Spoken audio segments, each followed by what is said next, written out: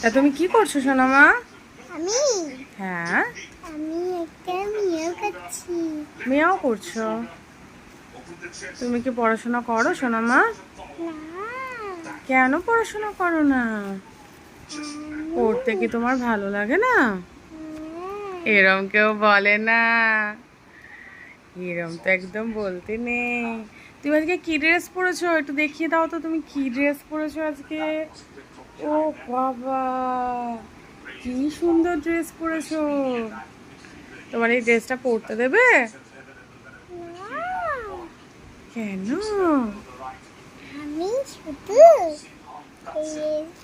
পড়তে যাবো। দেখে আমাকে সানিও লাগছে, পানি লাগছে দেখে আমাকে। ফানি লাগছে না তো, ফানি লাগছে না মা। পানি লাগছে। না গো।